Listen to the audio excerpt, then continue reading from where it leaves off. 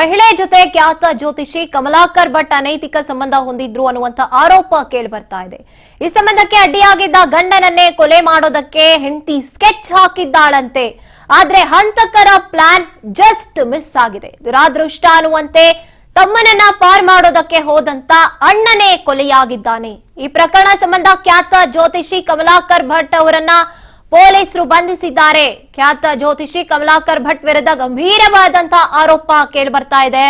ಉತ್ತರ ಕನ್ನಡದ ಸಿದ್ದಾಪುರದ ಮಹೇಶ್ ನಾಯಕ್ ಅನ್ನುವವರ ಪತ್ನಿ ಸುಚಿತ್ರಾ ಎಂಬಾಕೆಯ ಜೊತೆ ಜ್ಯೋತಿಷಿ ಕಮಲಾಕರ್ ಭಟ್ ಅನೈತಿಕ ಸಂಬಂಧವನ್ನ ಹೊಂದಿದ್ರು ಅನ್ನುವಂತಹ ಆರೋಪ ಕೇಳಿ ಬರ್ತಿದೆ. ಇನ್ನು ಅನೈತಿಕ ಸಂಬಂಧದ ಬಗ್ಗೆ ಪ್ರಶ್ನೆ ಮಾಡಿದಂತ ಮಹೇಶ್ ನಾಯಕ್ನನ್ನ ಕೊಲೆ ಮಾಡಿಸೋಕೆ ಪತ್ನಿ ಸುಚಿತ್ರಾ ಹಾಗೇನೆ ಜ್ಯೋತಿಷಿ ಕಮಲಾಕರ್ ಭಟ್ ಸೇರಿದಂತೆ ಕೆಲವರು ಪ್ಲಾನ್ ಮಾಡಿದ್ರಂತೆ.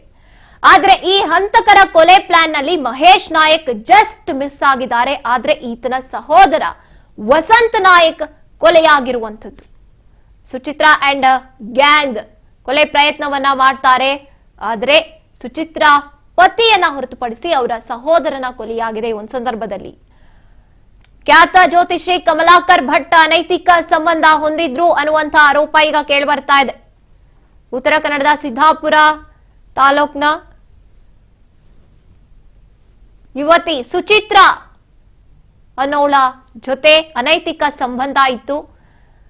ಅದು ಯಾವಾಗ ಪತಿಗೆ ಗೊತ್ತಾಯ್ತು, ಆ ಸಂದರ್ಭದಲ್ಲಿ ಅವನನ್ನ ಕೊಲೆ ಮಾಡುವಂತ ಪ್ರಯತ್ನಗಳು ನಡೆಯುತ್ತೆ.